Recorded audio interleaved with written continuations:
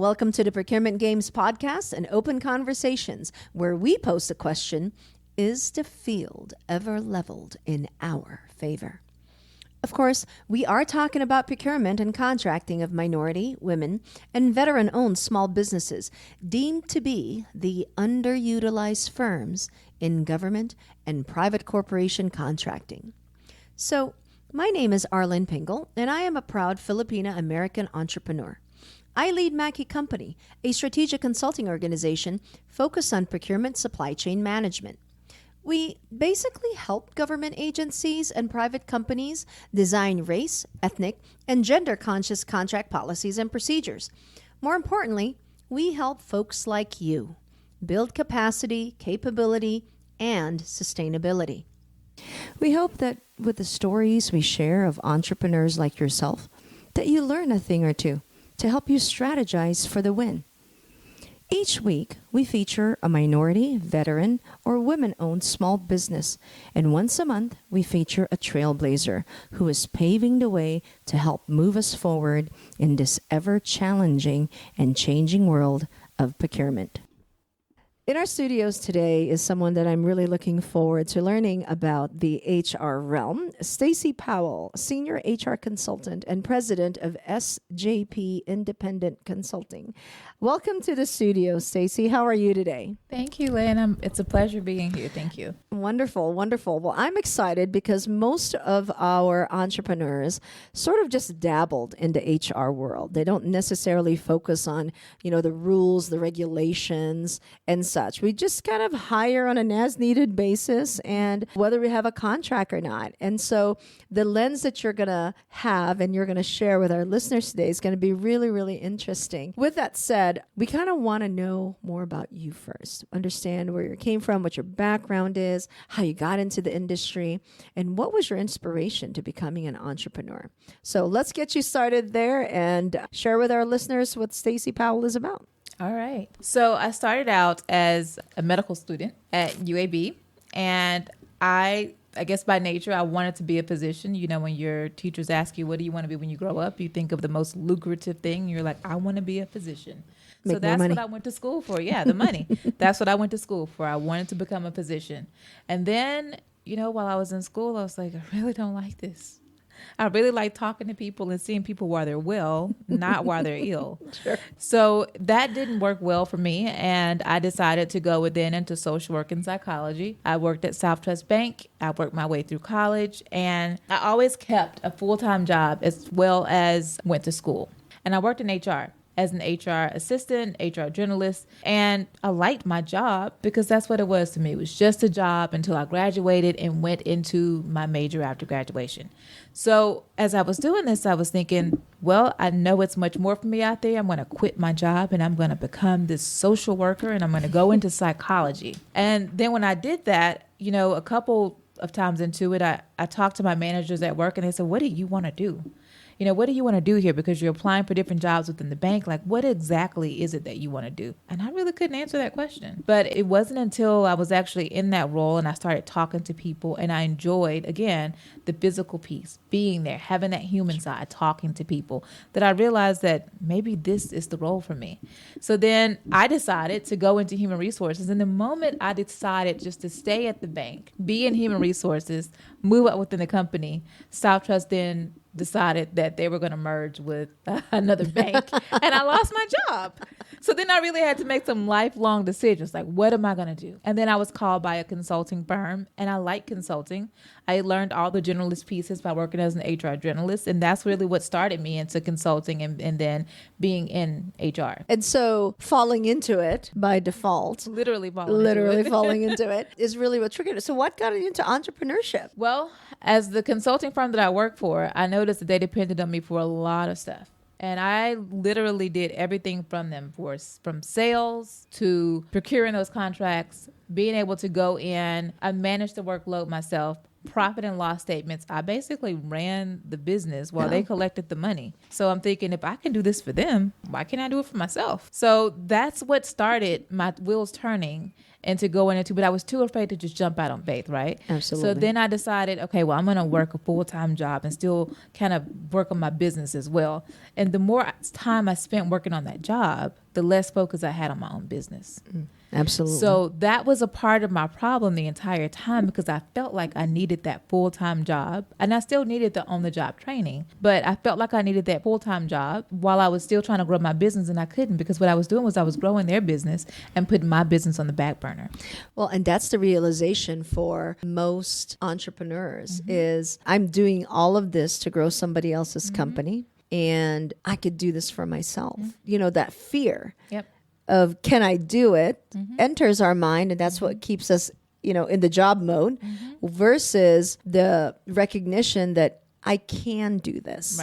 Right. And I can do it better because if I can succeed in somebody else's house, I can certainly succeed in mine. Yes. So this is an awesome transition to tell me about SJP. What is that about? What does your company do? What are your core competencies? Just give me the whole. Let me start out by saying I have been doing my own consulting since like 2006. Now, let me go back and say that I started out not doing it the right way. I didn't have a business license. I just said, this is my business. This is my company. I'm going to go in and do this work. And then I had to do everything backwards, right? And they were like, okay, well, do you have a checking account so that we can send you a 1099? I'm like, no. Well, do you have this business plan together? No, but I know how to do the work. But do you have this together? No. So my business really didn't go, I really didn't establish the business until 2014, but I had been doing the work the entire time. Sure. And I just went in saying, oh, I have my own business. And this is, 2006, 2007. I'm growing my business. That's awesome. Really, I wasn't. Yeah. Really, it wasn't really a legal business at that point. Sure. But I learned, and I had to teach myself. But I taught myself through these other companies that I was growing, and I was growing their businesses, and I had to learn from that. And it wasn't until I had to then go back on the back end on the entrepreneurial side for them that I learned, well, while I'm filing this paperwork for them, let me file it for myself. Let me pull these contracts for myself, and it wasn't taking business from them. Sure. It was just once I helped them, I learned then from the business side because they gave me the tools and the mental mind. I think it was more maturity. I had to grow within these companies because remember, I didn't start out just in a career. I groomed myself. I really didn't have, like when I worked for the consulting firm, I really didn't have a company to say, okay, well, let me teach you, let me show you. It's like, here it is, you figure it out. Yeah. And I had to figure it out myself. And so that's how SJP Independent Consultants came out. I don't know what to call this company, so I'm just going to name it after myself and just build from there. And I haven't changed it since because it's grown. Right. Well, and that's the epitome of starting businesses, right? It's really trial and error. Those are the best lessons, sometimes the worst lessons. Yes. Right? Because as business owners, like you mentioned earlier, we don't know what business plans are. We search through the threshes to see what is out there for a template of a business plan. Right. And there are resources out there, right? There's a lot of business resources out there. The generation of today have this thing called Google and the internet and how easy it is to just cut and copy, right? And I'm sure in your world, and we'll talk a little bit about that later, it's probably similar to resumes and how resumes are being put together. So what exactly do you do? So as an HR consultant, I try to focus in one particular area. But when you tell someone you're a consultant, they're like, oh, so you specialize in many areas. And I do. But you can only really specialize in a few and know many. As an HR consultant, I mainly focus on talent acquisition, HRIS, and then I'll also look at employee relations.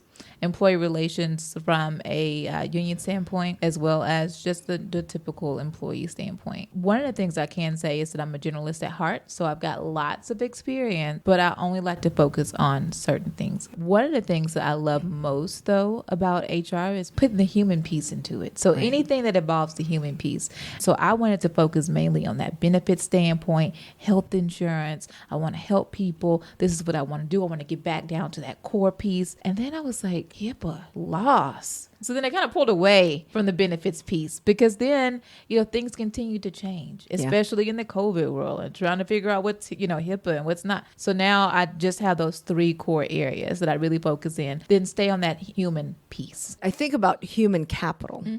in the realm capital of management. corporate America, right? Where we didn't consider human capital as an asset because it just doesn't sound right. But now it's a different meaning as to what human capital really is.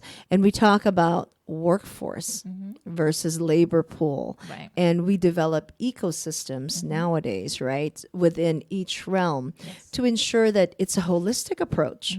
Because the game plan, just like that of a business, is sustainability. Right. For your business, stabilization of that employee and ensuring that that employee stays with you. Right. And the next generation that's coming up, I don't necessarily know that they're IBMers. They're in there for 30 years and such. I know my kids are not in that mind frame. If within 3-4 years they haven't progressed in their job, they're not seeing personal growth, and then they're not seeing any money, they're going to bail. Yeah. What are your thoughts on that? What are you seeing in the next generation that would help the parents who are also listeners, right? What are you seeing in that realm? This generation is tough. I look at my kids as well. They make more money from YouTubing, TikToking, anything on social media, and it's easy money for them, right? And I hope that employers make things more interesting. We talk about, the COVID life, pre and post COVID. Will they have to go back into the office? And I really believe that if employers went back to that old school mentality of you have to go into the office, you have to be there Monday through Friday,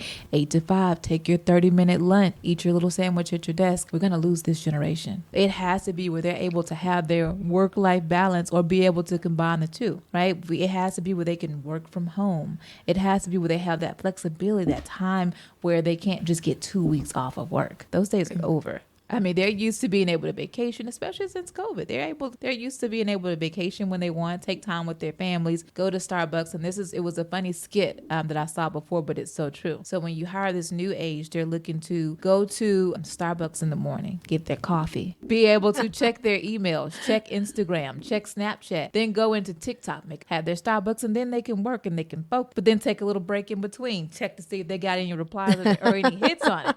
So in this day and age, employers have to get creative. Yeah. And it's my job to kind of help those employers to become creative and figuring out how we can keep them engaged. Because if we can't keep them engaged, they're going to start their own business and tell you how to better run your business. And they will probably do a better job at doing it because they're from the outside looking in, because they saw their family struggling the entire time. Absolutely. And that's the predisposition, as I like to say, of this next generation, that they're going to eventually start a business. And that kind of pivots me into our next topic, because most of our kids, the 20 to 25-year-olds that are exiting college, right, or exiting vocational school, they're in there to learn the industry. If they're not getting theirs and our employers are not making that adjustment to be accommodating, they're going to lose their employees. Right. And then they're going to start a business. And the workforce industry hasn't caught up to creating a pathway both for that workforce industry development as well as the entrepreneur cycle. Right. And that's what I find to be most interesting in the HR world, because, when you think about human capital, we're thinking about our own business, our own self. Right. And like you stated earlier, you're working to grow somebody else's business when you can do it yourself. Right. And that's insane that the majority of the next generation is already in that mindset. They didn't have to trial and error. Right. They didn't need it because, like you said, streaming, social media, get me the followers. Right. Get me this. And it's controversy sells. And what better way to start these types of things than to elicit new topics and such. So let me pivot a little bit on challenges and solutions that you've come up with. What does success and failure look like in SJP, independent consultants? What has worked for you? Did you have a mentor that guided you? Who in the industry or which organization in the industry, said, you know what, we're going to take her under our wing and help her out in the procurement world? So it was a little of both, okay? It was actually the failures that helped me succeed. Let me go back. I had a really good friend that She wasn't my friend in the beginning. We became friends. I went in to interview for this particular position, and she opened my resume and she said, "You've done all this stuff. Why would you want to work here? I think you're overqualified for the position." And that was the best letdown I've ever had, because after that, she said, "Let me give you my card. I want you to join this organization." She introduced me to NAAA HR, and then she said, "Are you a member of SHRM and B SHRM?" That came the beautiful beginning of my mentorship from her. To me, to take that pay cut for that job that I really didn't want, but I felt like I needed a job because that was the way, you know? And if it wasn't for her, I wouldn't have been a consultant. I wouldn't have started my own. So that was my first mentor. And that was that one failure where I didn't get the job, but I got a really good mentor. And that's the thing is we have someone in the realm that was looking out for us. Mm-hmm. And that's what it takes to succeed in entrepreneurship, is that somebody gets your vision, somebody sees your potential, and it's really up to us to decide, I'm going to take that leap. And what's hard about that is us to realize how important that person is in influencing how we're going to move forward.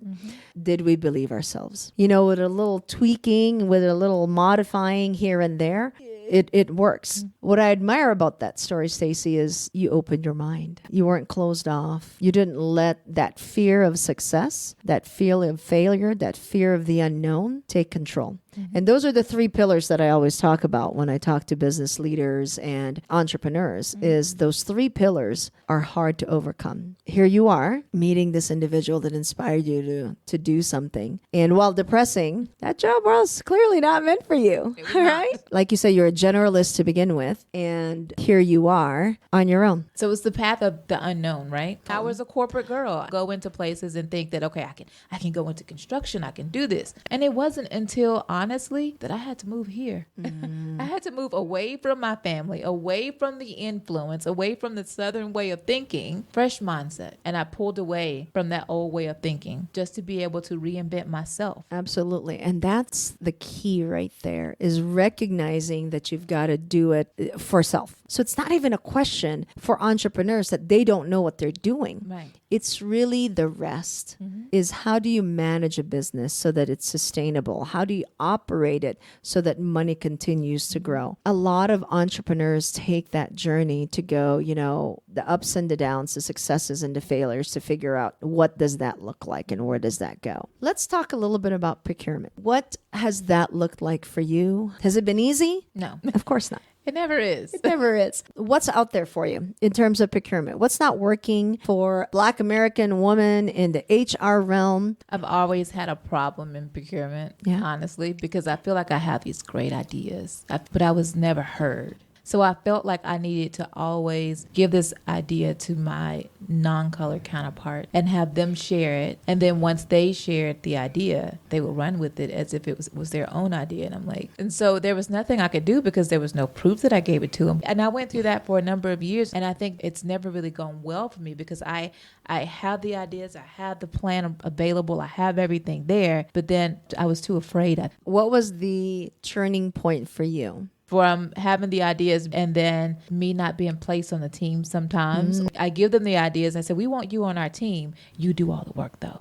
Wow. And then you don't get the credit. And I never got the credit. Sure. You know, it's funny because, you know, it's almost like the definition of insanity, right? You do the same thing over and over again. You expect a different result. And every time I expected a different result. And I never got that. You know, it's always interesting because when you think about non-minorities, when we look at experiences and how often we feel slighted because someone has taken our ideas, you know, whether it's nepotism, whether it's favoritism, whatever the case may be, that part of the game that's being played happens in all industries. It does, yeah. And I want to kind of pivot from here and talk about the industry itself. Let's go back first and let's talk about resumes. Then when you present your resume, there's a name on your resume and everywhere you worked, and then your degrees or education or whatever you want to put on that resume. Sure. From just being a recruiter and starting out as a generalist, my job was scrub resumes the entire time. And I looked at resumes, I looked at names, and I'm like, oh, will the CFO or the CEO really go for this person with this name that's very ethnic? Absolutely. And when I looked at credentials, I'm like, this person will be a great fit. But every time I turned in information, I noticed that the names that were pretty ethnic